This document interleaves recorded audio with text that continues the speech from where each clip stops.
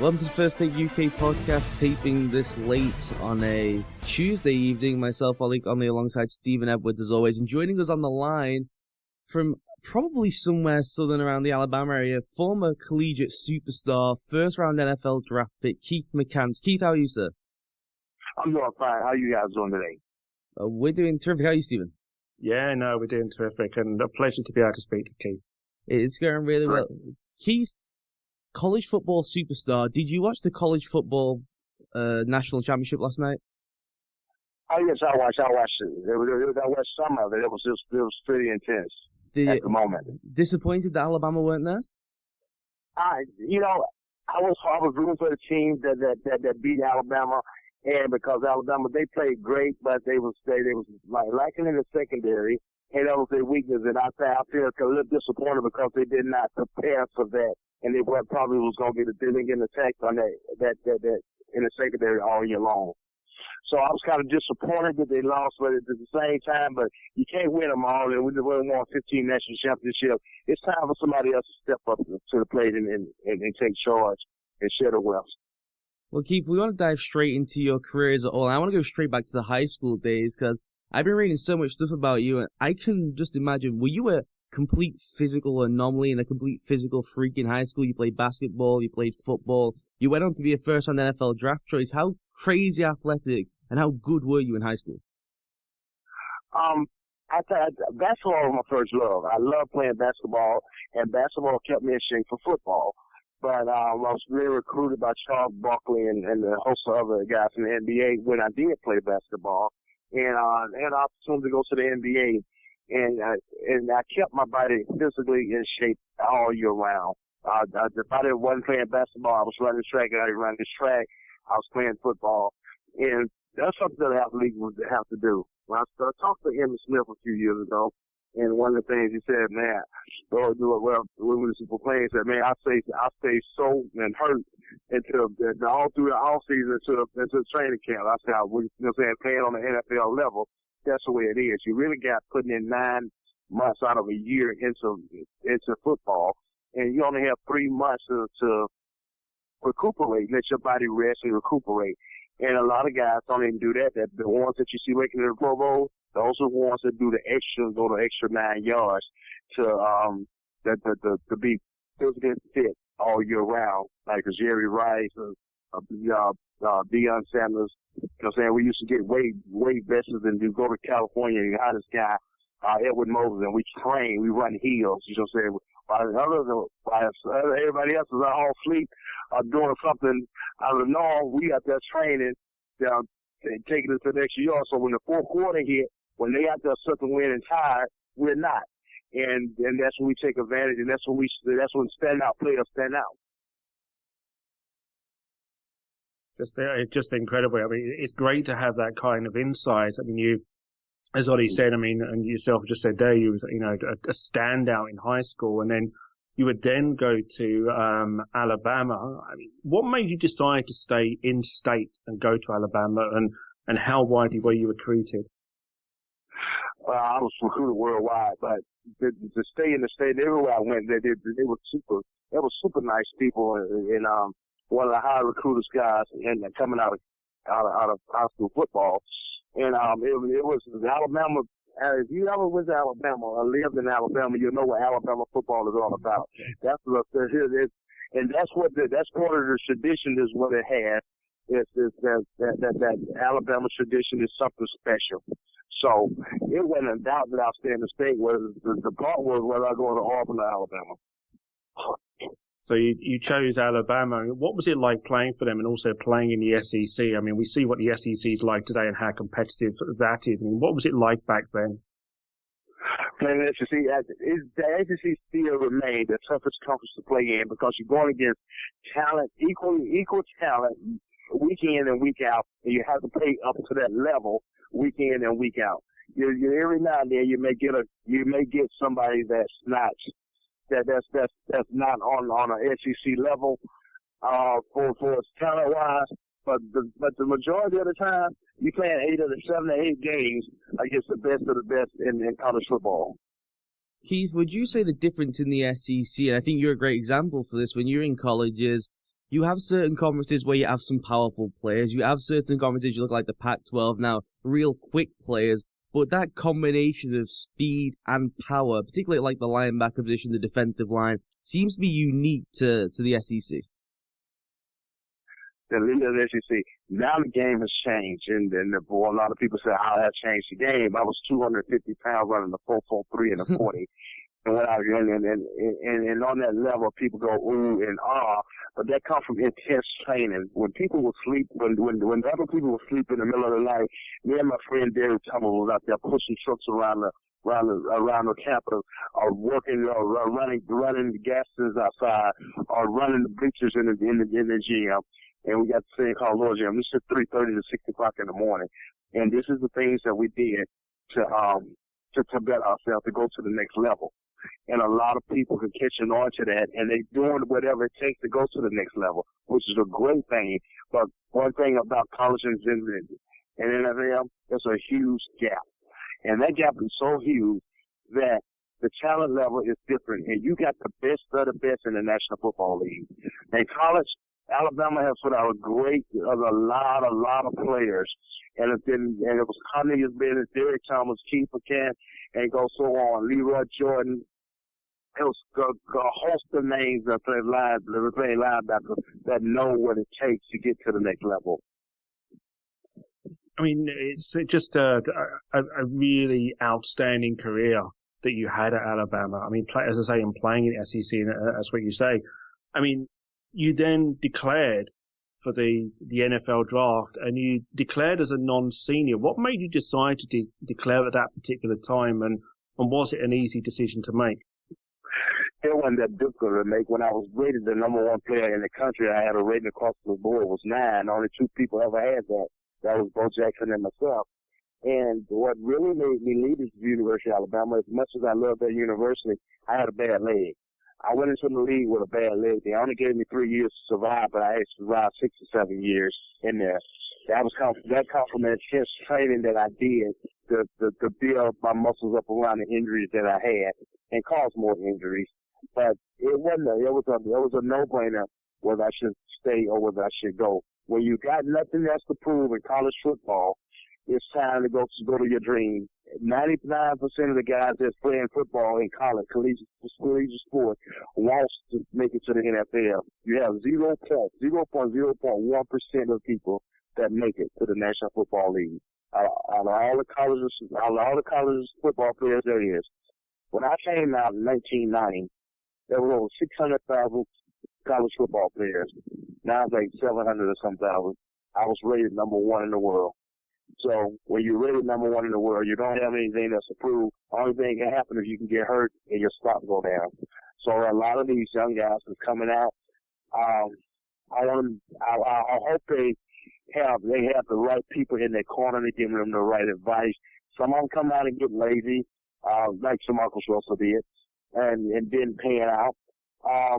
Some of them come out and they stick to it, and then it's a lifelong dream, and then they play a kid's game and pay well for it, and they take it serious, and things happen good for them.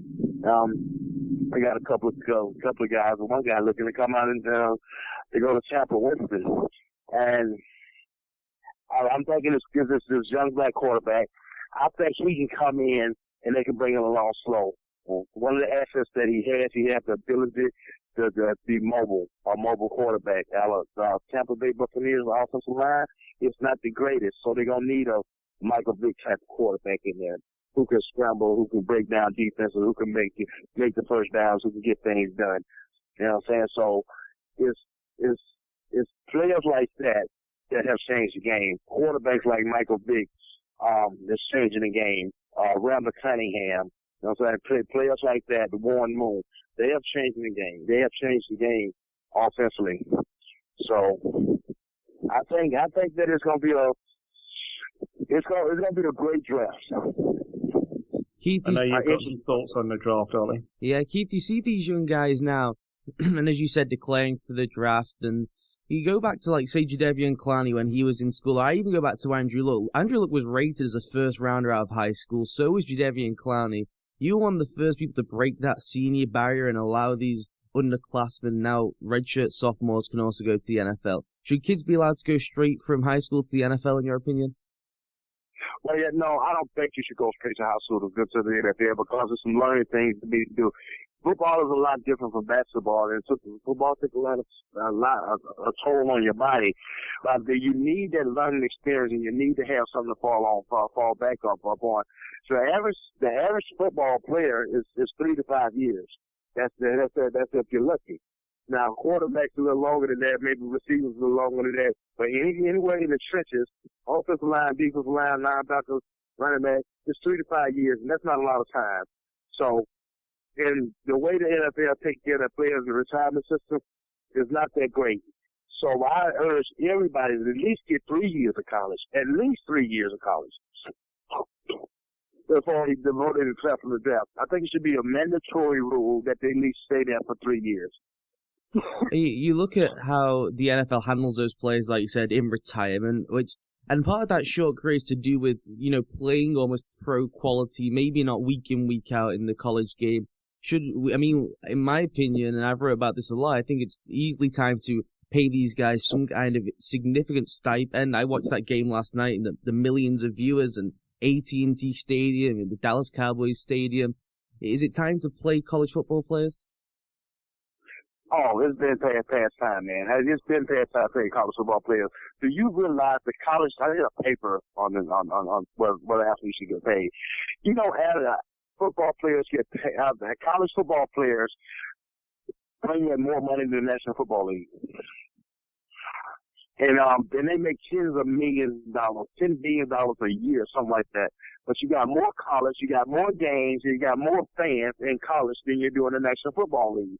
These owners, the NCAA, they make so much money, and their children go to the best schools that are possible that's out there. And nevertheless, if somebody got a stipend, if somebody got paid, got this and like that, and you got something to say about it. Most of your athletes come from urban areas, from the projects, from a home that don't have great income. That's where your talent comes from. That's where majority of your talent comes from. But the reason it comes from like that because that's a way out of the project, out of the hood, away from the drugs. So they go there and they practice and they practice and they practice and they want to become that, and then they got a chance to get that.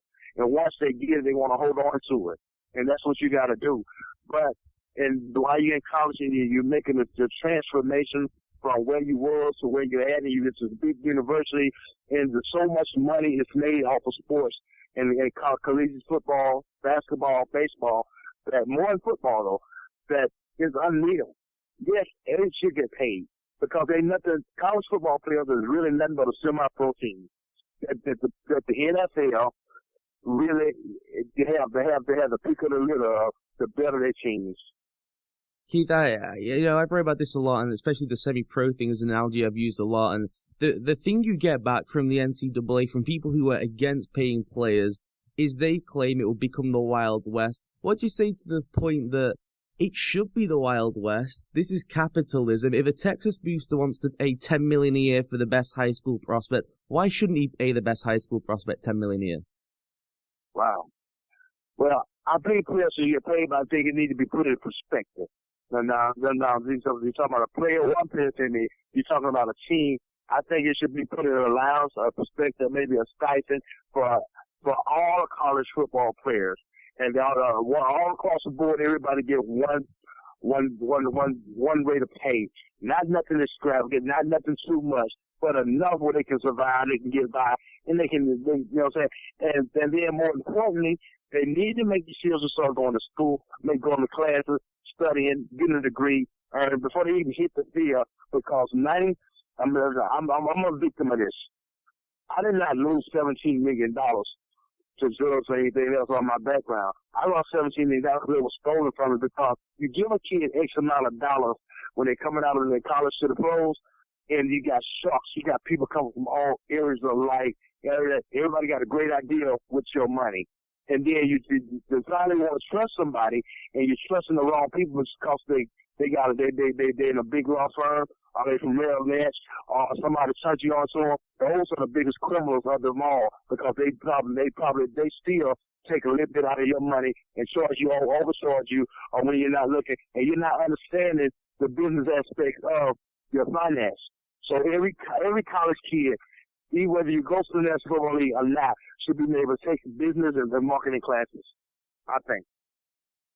Do you think the colleges and the NFL themselves should take more responsibility for the players and help guide them in that particular area? Almost definitely. Now I had 32 surgeries, really waiting on to have 33. It's like, and that's the sad part about it. When you play in college, when you get hurt, people turn their back on you in college. But you go to college and went to college to get an education and to play football and have a great time and hopefully go to the NFL if you're lucky. But it comes time like when you get hurt, people turn their back on you. There's a difference between college and football, college football and NFL football. College, you go to, I went to the University of Alabama for the sole tradition of the University of Alabama, for Powell Bell Bryant, Ray Perkins, Bill Curry. Those guys, we had tradition. Bill Curry won in that was Alabama graduate, but we have a strong tradition at the University of Alabama. And I've been watching Alabama football since I grew up, and that's what I wanted to be. Because tradition and the love that the team have and the way they unite and united with each other, when you family for life. When you go to the NFL and you get hurt, remember the bone came out of my shoulder. Sam Watch looked at me and told me, I don't pay you $1.5 million to sit on the bench. These people came to see you play. They shot me up, wrapped my shoulder up, and put me back in the game. So it's a difference. And then you become a piece of you're just like they say, you're a piece of cattle. When one person get hurt, the next one they're gonna go recruit the next one. There's no one man bigger in the game, and you'll hear that all through the NFL. Deion Sanders, he had Churchill, he was replaced. Joe Montana was replaced. Emmitt Smith was replaced. Emmitt Smith won 4 national championships at Dallas. But when it came down to them, they weren't even there to decent to let the man retire from Dallas to Dallas. Same thing with Jerry Rice.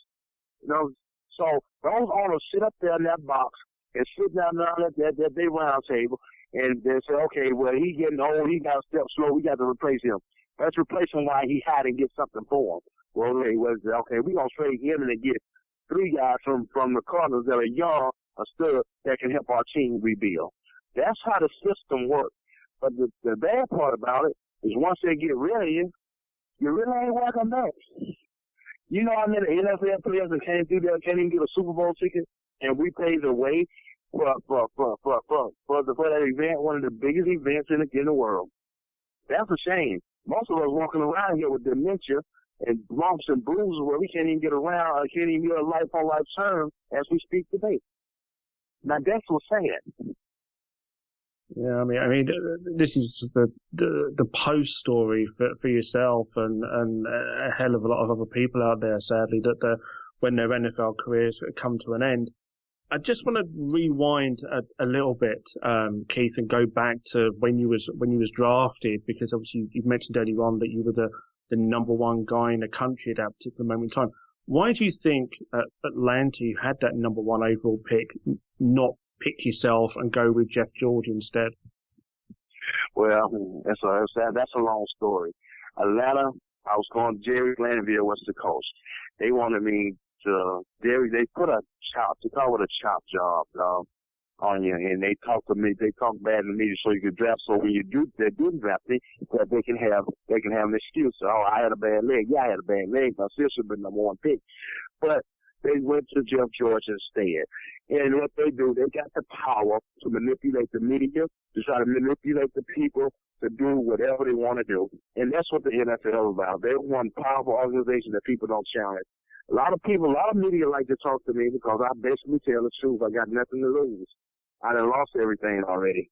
So what more can you do? Take my life? Well, you already tried that. I suffer from dementia and had 32 surgeries.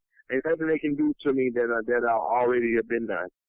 But if you want to know the truth, NFL is one of the most powerful organizations in the world, and they do what the hell they want to do whenever they get ready to do it, and to who they want to do it.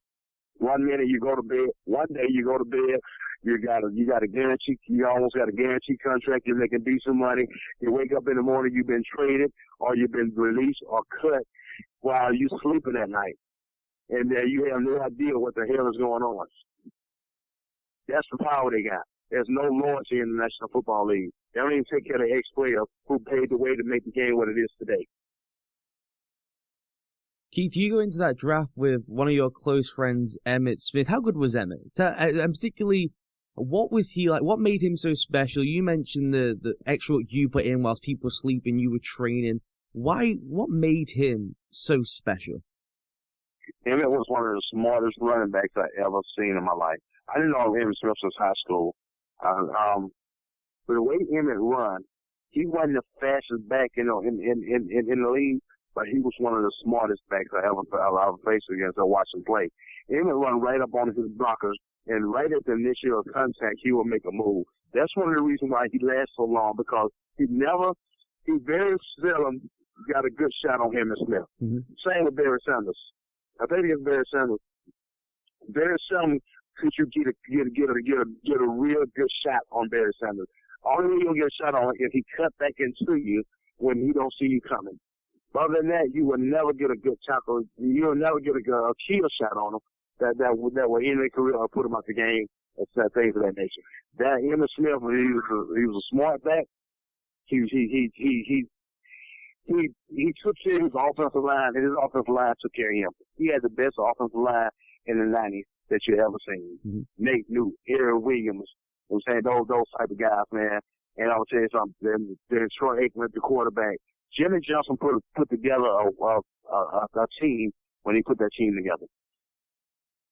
So, a lot of people say that Emmitt created space that just wasn't there. So, you agree with that. So, do you think that you and Emmitt should have been 1 and 2 picks in that draft? And coming into that draft, did you know how special he was and you were confused why he fell down the draft?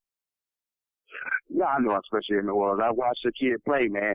Emmitt, a lot of people feel that Emmitt Smith fell the draft because his 40 time wasn't as great as it should be. So I think I ran a 4.5 and a 40, but I was listed at a 4.43. That's the fastest time I ever ran. But I ran a 4.5. But that's 250 pounds as a linebacker. That still was that was unheard of. So, and that's what, and then I don't think you remember, but it was the Auburn, Alabama game. There was a guy named Shane Watson. He ran a 4.240, and I ran him down for like 15 yards behind. And I think it wasn't a great play on my part. The play was that I was already in full pursuit by the time he caught the ball, so it just made me look good. But I passed my cornerbacks and my free safety to make that tackle, and my stock went up to the roof. Yeah, I mean, so speed, there's no substitution for speed. You can't buy it. You can't teach it. You can only get better with it through work ethic, and it's a God-given gift. There's no substitution for speed. If you got speed, you can play the game. But just like you got speed to play the game, if you got a bad leg, if you got a bad wheel, they gotta know you're damaged goods. I was damaged goods by Bill Parcells. And Mike Hunger from Green Bay Packers. I was with the New England with Bill Parcells. I was damaged goods.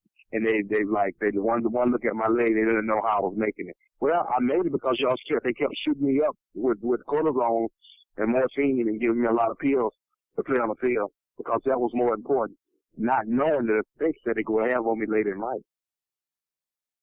So the decisions made at that time that obviously would affect you later in life. And you talk about your skill set there.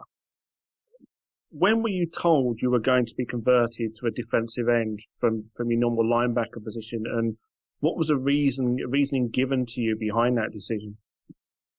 I was told by Floyd Peters, when drafted from the Tampa Bay Buccaneers was my first year. It's like, well, you're big enough to play defensive end. We have to train you, but we know you want like linebacker. Well, middle linebacker, my speed was my asset. What I do, I go sideline to sideline. You took me and you turned me into something that I wasn't. I can play the position, but I took a beating. I took a pounding.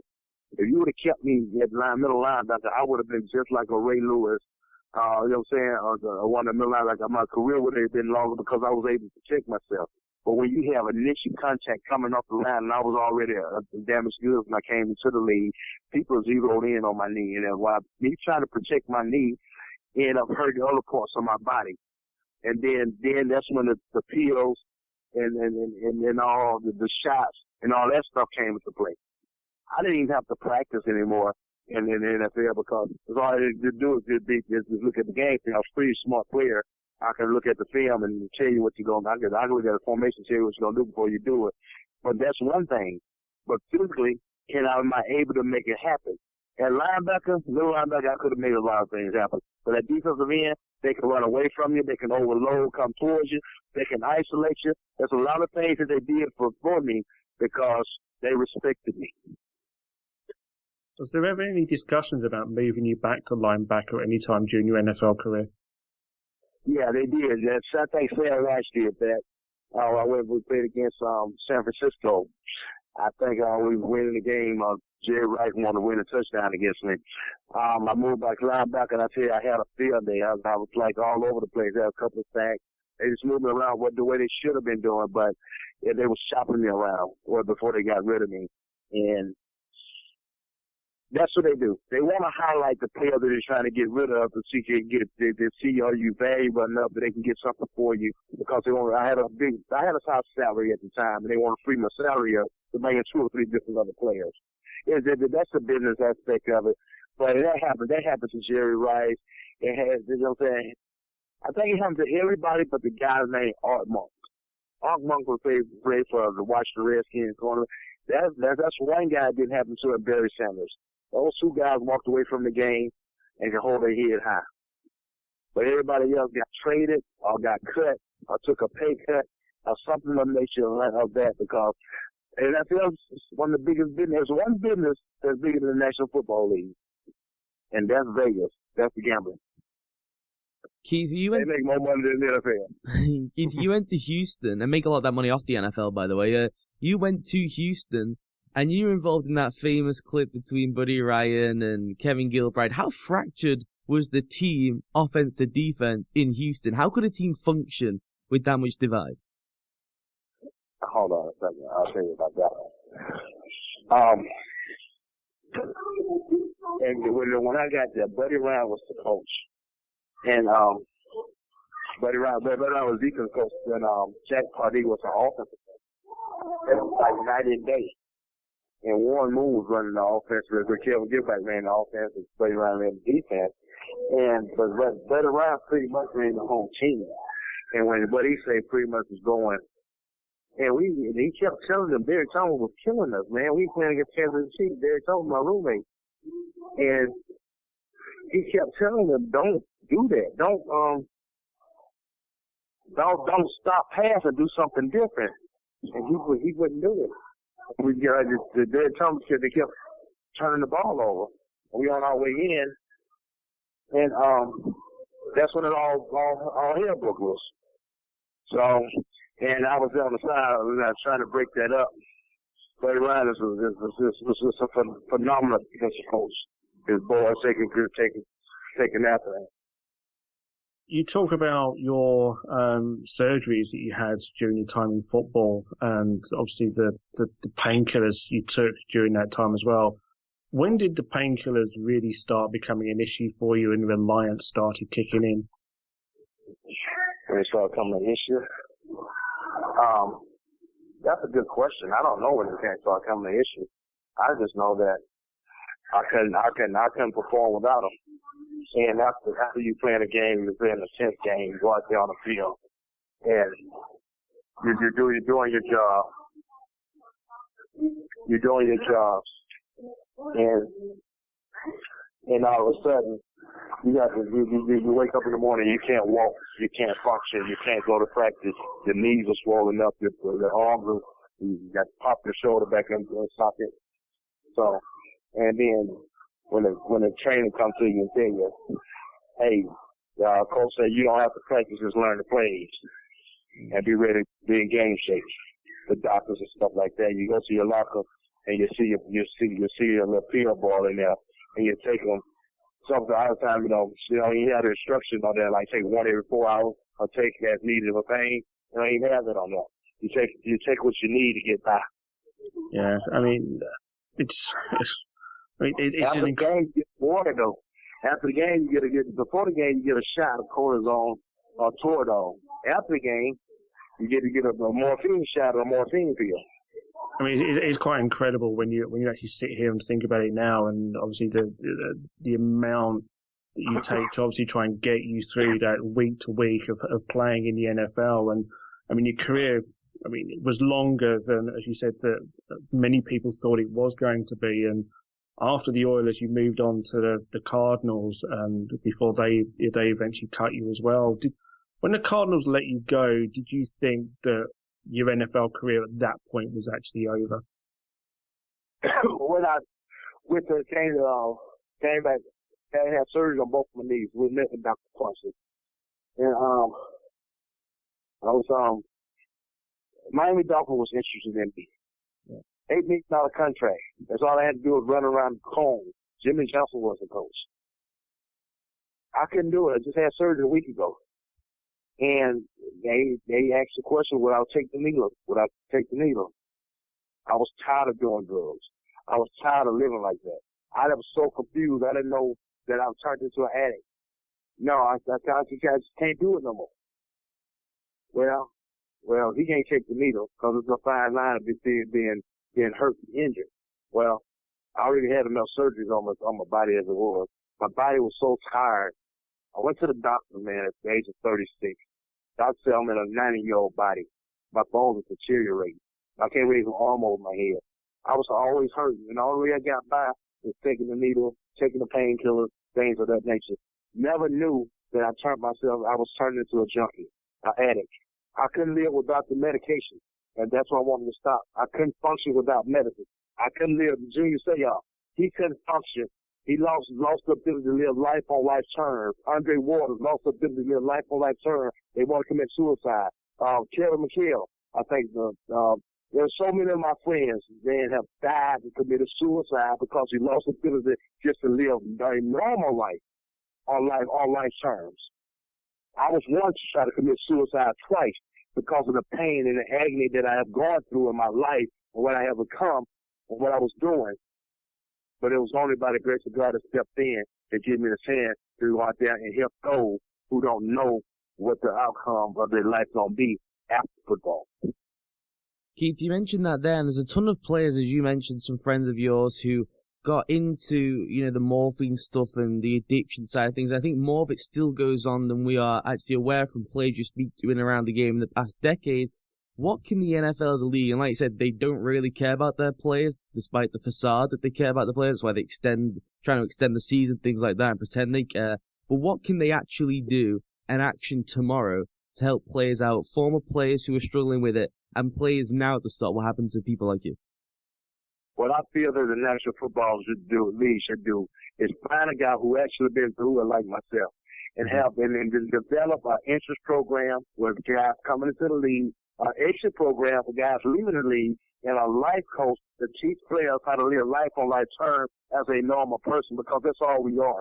We're no better than nobody else. But a lot of players can't handle it. With all the endorphins be going on and the medication that they be on, you go out there, you go home, and after practice, you go in the gym and start working out some more. Your wife and your family wants you to join them, and you snap on them. But see, out of the rehabs I've been in and the drugs I've been on, I have learned that they alter the mood swing of an individual, and you make it more. And we already talk violent tendency, and it makes us more violent. And then when your wife looking at it like, who is this guy? This ain't the same person I married. When your children are running around the cars and scared, they don't know who daddy is. They don't know what I'm saying. And then all of a sudden, when you look in the mirror, you want to stick a gun in your mouth because you don't even recognize who you are no more. It's serious business, man. It's incredible, doesn't it, even begin to describe some of these issues that people like yourself and other sports stars have faced over a period of time, and we're only, to me, I'm sure you agree, Ollie, we're only really scratching the surface. Well, it comes down to, and I'm sure Keith's mentioned it then, we discussed it a lot with the guys in charge now, I don't feel get it. And that's the true issue here, is that we've got people who can sign great multi-gazillion TV contracts without looking after the people who helped sign the gazillion TV contracts. And it's a difficult thing to change. And what happens in that situation is the NFLPA that's alive now needs to remember that it's an NFL PA body that has to help people going out as well as guys who are incumbents and coming in. It's not just the league. The PA has to take some responsibility with people leaving as those that are here and those that are coming, and it's an issue for the PA.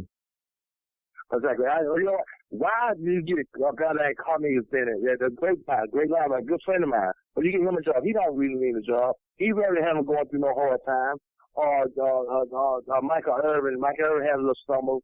Emmett Smith or Bill. How a guy like Keith McCants is going to tell you the truth and then let you know what real life going to be like after you leave the league?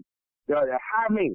Because out of all the athletes I know, out of all the NFL players I know, and I know quite a few of them, and none of them have been to the extent of life and death that I have of living on the street and then falling and losing the money and come back and live to tell about it. I want to change. Help me help you. Hire me and let me go in there and show y'all and tell y'all what to look for of the real world.